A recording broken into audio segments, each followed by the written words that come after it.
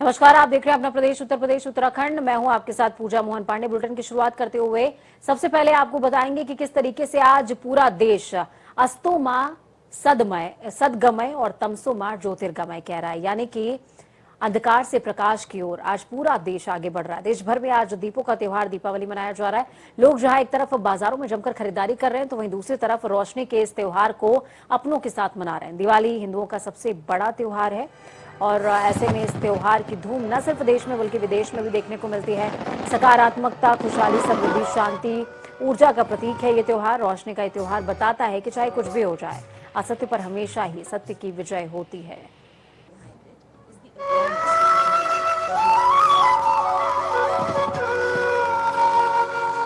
तो बेहद खास है आज का दिन। अयोध्या में कल रिकॉर्ड बना, तो आज देश के गोशा गोशा रोशन नजर आ रहा है।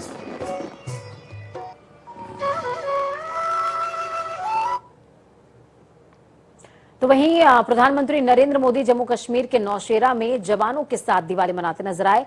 जवानों से पीएम मोदी ने कहा कि वो एक परिवार के सदस्य के तौर पर आए। पीएम मोदी ने कहा कि जब नौशेरा की धरती पर उतरा तो एक अलग ही रोमांच से मेरा मन भर गया। उन्होंने कहा, यहाँ का वर्तमान आप जैसे वीर जवानों की वीरता का जीता जागता उदाहरण है।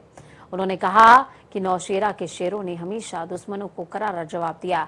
पीएम मोदी ने कहा कि सर्जिकल स्ट्राइक में नौशेरा की अहम भूमिका रही है।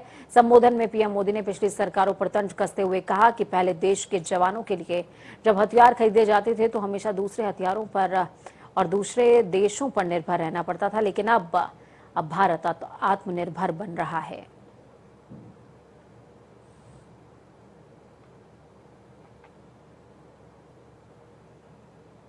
तो मैं यहां प्रधानमंत्री के रूप में नहीं आया हूं, मैं आपके परिवार के एक सदस्य के रूप में आया हूं। आप सभी के बीच आना, जो भाव अपने परिवार के बीच जाकर के होता है, वही भाव मेरे मन में होता है। आज शाम को दिवाली पर एक दिया आपकी वीरता को, आपके शौर्य को, आपके पराक्रम को, आपके त्याग और तपस्या के नाम पर, और जो लोग देश की रक्षा में जुटे हुए हैं, ऐसे आप सबके लिए हिंदुस्तान का हर नागरिक वो दिए की ज्योत के साथ आपको अनेक अनेक शुभकामनाएं भी देता रहेगा। आजादी के बाद हुए युद्ध में ऐसे अनेकों स्थानीय किशोरों ने ब्रिगेडियर मोहम्मद उस्मान के मार्गदर्शन से बाल सैनिक की भूमिका निभाई थी। उन्होंने अपने जीवन की परवाह न करते हुए उतनी कम उम्र में देश की सेना के साथ कंधे से कंधा मिलाकर के काम किया था, सेना की मदद की थी। नौशेरा के शौर्य का ये सिलसिला तब से जो शुरू हुआ, न कभी रुका है, न कभी झुका है। यही तो नौशेरा है। डिफेंस सेक्टर में आत्मनिर्भरता का संकल्प उन पुरानी स्थितियों को बदलने का एक सशक्त मार्ग है। देश के रक्षा खर्च के लिए जो बजट होता है, अब उसका करीब 65% देश के भीतर ही खरीदी पर खर्च हो रहा है। हमारे देश ये सब कर सकता है, करके दिखाया है। एक अभूतपूर्व कदम उठाते हुए अब भारत ने यह भी तय किया है कि 200 से ज्यादा साजो सामान और उपकरण अब देश के भीतर ही खरीदे जाएंगे। आत्मनिर्भर भारत का यही तो संकल्प है। मुख्यमंत्री योगी आदित्यनाथ वनटांगिया परिवारों के साथ दीपावली मनाने के लिए गोरखपुर पहुंचे। लगातार 13वें साल यहां आयोजित हो रहे कार्यक्रम में गोरखपुर और महाराजगंज के वनग्रामों से करीबन 4000 वनटांगिया कार्यक्रम के दौरान मुख्यमंत्री 3 करोड़ 27 लाख की सौगात देते भी नजर आए। 3 परियोजनाओं का शिलान्यास हुआ, लोकार्पण हुआ। तो वहीं इस दौरान उन्होंने जनसभा को संबोधित करते हुए दिवाली की बधाई दी और कहा कि अब पूरे प्रदेश में लोगों का विकास हो रहा है।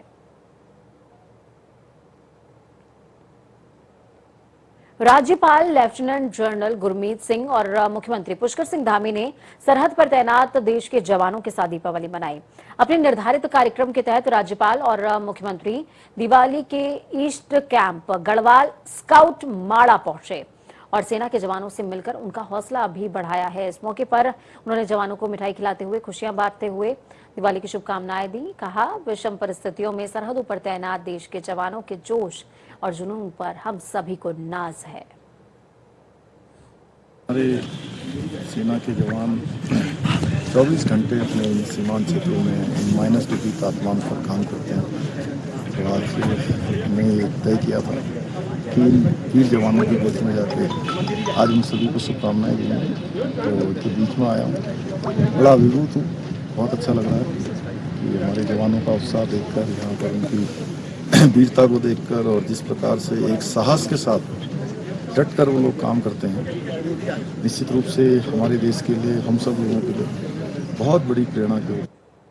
तो वहीं दिवाली की भव्य छठा केदारनाथ में भी देखने को मिली। केदारनाथ धाम मंदिरों को भी खूबसूरत रोशनी से सजाया गया। दिवाली के मौके पर बड़े श्रद्धालुओं में काफी ज्यादा आस्था देखने को मिली। केदारनाथ मंदिर में आज लोगों की खचाखच भीड़ देखने को मिल रही थी। भक्तों ने मंदिर के दर्शन के इस दौरान रोशनी से नहाए। केदारनाथ मंदिर की खूबसूरत तस्वीरें आपके सामने, आपकी टीवी स्क्रीन पर। इसमें मंदिर रंग बिरंगी रोशनी से नहाया हुआ है। मंदिर को दिवाली के लिए खासतौर पर 8 कुंटल फूलों से सजाया गया है। तस्वीरें देखिए, तस्वीरें आपको भाव विभल कर देंगी और बाबा केदार से सीधे तौर पर जोड़ देंगी।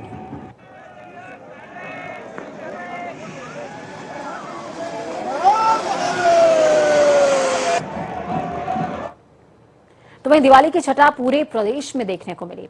आपको हम एक साथ कई जिलों की तस्वीरें दिखा रहे हैं, जिसमें आप देख सकते हैं कि प्रदेश में किस तरीके से दिवाली मनाई गई। तस्वीरें 5 हैं। तासीर पूरे सूबे की समझने की कोशिश कीजिए। आगरा, रायबरेली, लखनऊ, चित्रकूट और मथुरा, हर जगह दीपोत्सव मनाया गया। जहां तक नजर जाएगी सिर्फ दिए ही दिए नजर आएंगे।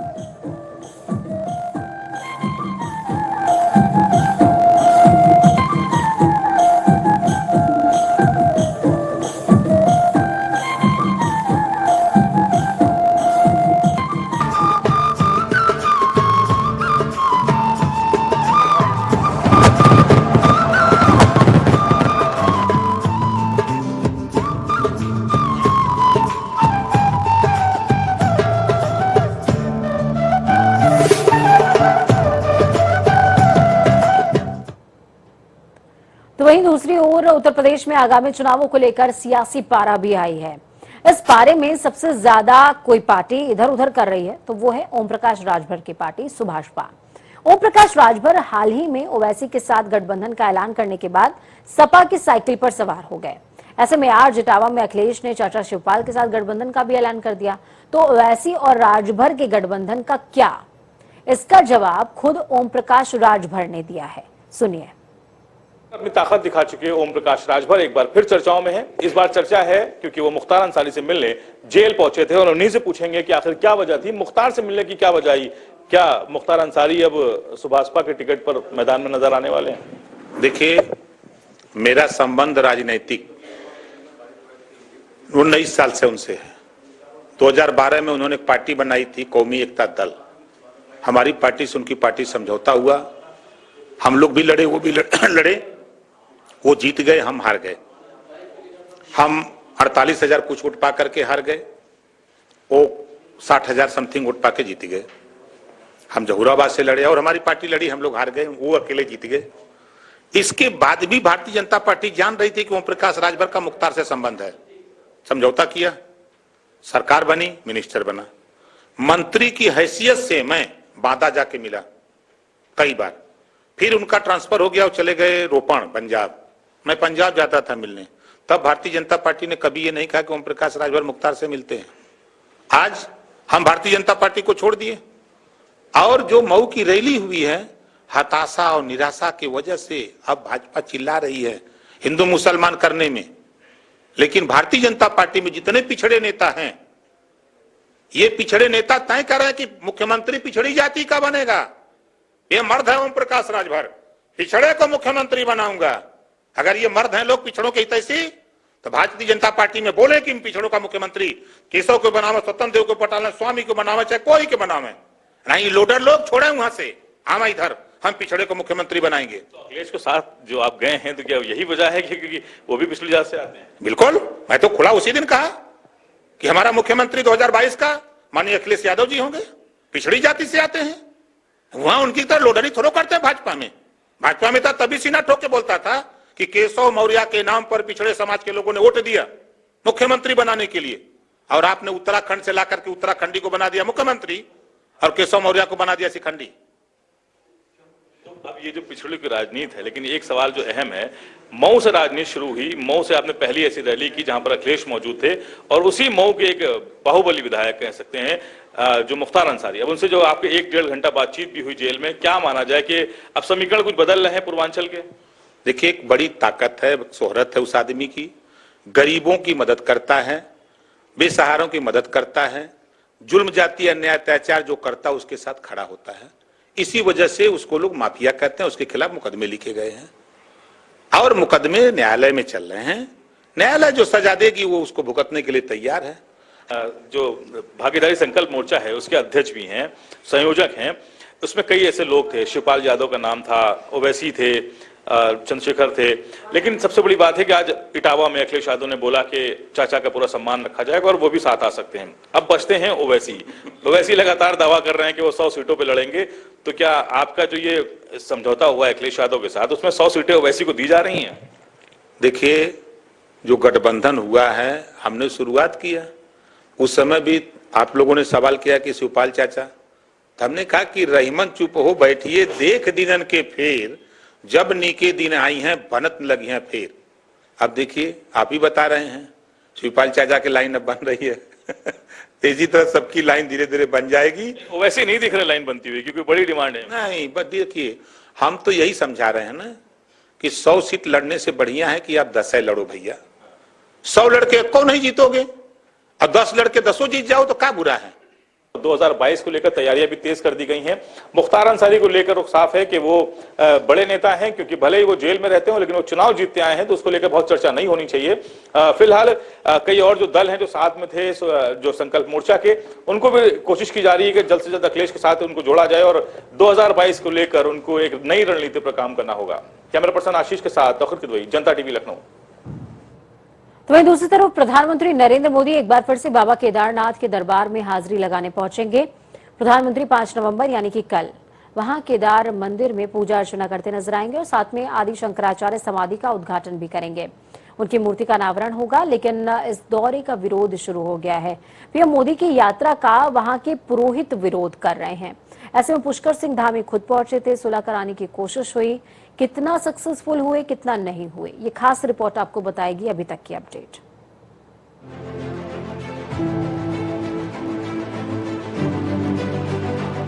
प्रधानमंत्री नरेंद्र मोदी एक बार फिर बाबा केदारनाथ के दरबार में हाजिरी लगाने वाले हैं। पीएम मोदी 5 नवंबर को उत्तराखंड के केदारनाथ जाएंगे। केदार धाम में पूजा करके श्री आदि शंकराचार्य समाधि का उद्घाटन करेंगे और उनकी मूर्ति का अनावरण भी करेंगे। इसके अलावा पीएम मोदी 400 करोड़ से ज्यादा की योजनाओं की घोषणा भी करने वाले हैं। प्रधानमंत्री नरेंद्र मोदी का शुरू से ही बाबा केदारनाथ के साथ विशेष लगाव रहा है। 2013 में आई आपदा के बाद प्रधानमंत्री ने केदारनाथ में पुनः निर्माण कार्यों को करने की इच्छा जताई थी और प्रधानमंत्री बनने के बाद लगातार केदारनाथ का दौरा करते रहे हैं। करोड़ों रुपए खर्च करके नई केदारपुरी बनाने का संकल्प लिया है, जिस पर लगातार काम किए जा रहे हैं। नई केदारपुरी के निर्माण का काम लगभग 90% तक पूरा हो चुका है। आपको बता दें कि 6 नवंबर को भगवान केदारनाथ के कपाट भी बंद होने हैं। प्रधानमंत्री नरेंद्र मोदी 5 नवंबर को केदारनाथ जाएंगे, लेकिन उनके इस दौरे से पहले देवस्थानम बोर्ड का विरोध धामी सरकार के लिए चुनौती बना हुआ है। मुख्यमंत्री पुष्कर सिंह धामी लगातार पुरोहितों को मनाने के लिए केदारनाथ धाम का दौरा कर रहे हैं और उनको मनाने की हर कोशिश की जा रही है। दरअसल कुछ दिन पहले पूर्व मुख्यमंत्री त्रिवेंद्र सिंह रावत और कैबिनेट मंत्री धन सिंह रावत समेत बीजेपी के प्रदेश अध्यक्ष का केदारनाथ में जमकर विरोध हुआ था। यहां तक कि पूर्व सीएम त्रिवेंद्र सिंह रावत को तो पुरोहितों ने दर्शन भी नहीं करने दिए थे, जिसके बाद पीएम के दौरे में ऐसी कोई अड़चन न आए, इसके लिए पुरोहितों को मनाने की कवायद जारी है। आइए आपको बताते हैं कि तीर्थ पुरोहित धरना क्यों कर रहे हैं। दरअसल जनवरी 2020 में त्रिवेंद्र सिंह रावत की सरकार ने 4 धाम देवस्थानम बोर्ड का गठन किया था। जिसके बाद 4 धाम समेत 51 अन्य मंदिरों का नियंत्रण राज्य सरकार के पास आ गया था। उत्तराखंड में केदारनाथ, गंगोत्री, यमुनोत्री और बद्रीनाथ 4 धाम हैं। तब से ही पुरोहित और पंडा समाज इस फैसला को वापस लेने की मांग पर अड़े हैं और देवस्थानम बोर्ड को भंग करने की मांग कर रहे हैं। वहीं 1962 में हुए भारत चीन युद्ध के बाद अपने पैतृक गांव से दूर हुए ग्रामीण एक बार फिर से अपने गांव जाने की मांग उठा रहे हैं। इसके बाद एक बार फिर से बंजर पड़े गांव आबाद होने की सुगबुगाहट तेज हो गई है। देखिए जनता टीवी की एक खास रिपोर्ट।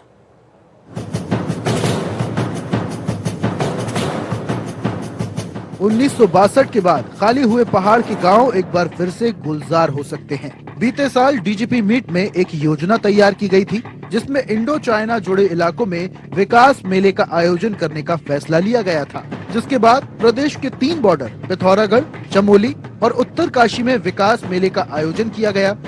इस दौरान वहां के लोगों की समस्याओं को भी सुना गया और एक रिपोर्ट तैयार की गई, जिस पर राज्य सरकार और केंद्र सरकार काम करेगी। अब मैंने हरसिल में आयोजित 17 और 18 तारीख जो 2 दिवसीय बॉर्डर विकास पुलिस मेला में भाग लिया था, तो वहाँ के लोगों का ये मेन था कि समस्या एक तो जो उनके जो प्राचीन गांव हैं, जो 1962 के युद्ध के बाद ये लोग आ गए थे, तो नेलांग और जादुंग वहाँ पर जाने की अनुमति फिर दिया जाए। जो इनर लाइन है उसके ऊपर भेजा जाए उससे भी, क्योंकि उससे आगे काफ़ी दूरी और बॉर्डर पड़ता है। तो यदि गाँव में जाएंगे तो हमारी एक्टिविटीज़ बढ़ेगी और हमारा जो है सीमा भी सुरक्षित होगी, ये वहाँ के पब्लिक का कहना है। बॉर्डर के गांव हमेशा से ही देश की सुरक्षा के लिए अहम रहे हैं। ऐसे में स्थानीय लोग भी अपने पैतृक गांव जाने की मांग कर रहे हैं, जिसमें उत्तरकाशी के बॉर्डर जुड़े गांव के लोग भी शामिल हैं, जिन्हें 1962 की लड़ाई के बाद वहां से हटा दिया गया था। हाँ, होम स्टे की बात हुई है, क्योंकि वहाँ लोग काफ़ी सुंदर जगह है।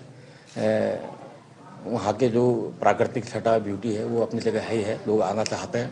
केवल ऐसी जो इनर लाइन की बाध्यता है उसकी वजह से नहीं आ पा रहे। बाकी स्थानीय स्तर पर तब से 1962 से अब तक जो खेती वगैरह होती थी वो भी बंद है, और जो कुटीर उद्योग धंधे उनके जो ऊन से संबंधित उनके जो हस्तकला थी वो भी कम हो गया। तो वहाँ जाएंगे तो फिर ज़्यादा उसमें प्रचार प्रसार होगा, ये उनका कहना है। 3 जिलों में हुए विकास मेले का मकसद भी यही है कि लोग जागरूक हों और उन्हें मूलभूत सुविधाएं मिलें। इसके साथ ही चीन बॉर्डर पर कई इलाकों में लोगों को बसा रहा है। ऐसे में यदि भारत भी बॉर्डर इलाकों में फिर से लोगों को बसाने में सफल होता है तो ये सुरक्षा के लिहाज से अहम साबित होगा। साथ ही पर्यटन के नए आयाम भी खुलेंगे। देहरादून से जनता टीवी के लिए धनंजय डोंडियाल की रिपोर्ट। चलिए वक्त यहाँ पर छोटे से ब्रेक का है। ब्रेक के उस पार खबरों का सफर लगातार जारी रहेगा। तो दीपावली के शुभ अवसर पर जनता टीवी की आपसे अपील है कि एक दिया अपने मन में नकारात्मकता से सकारात्मकता की ओर।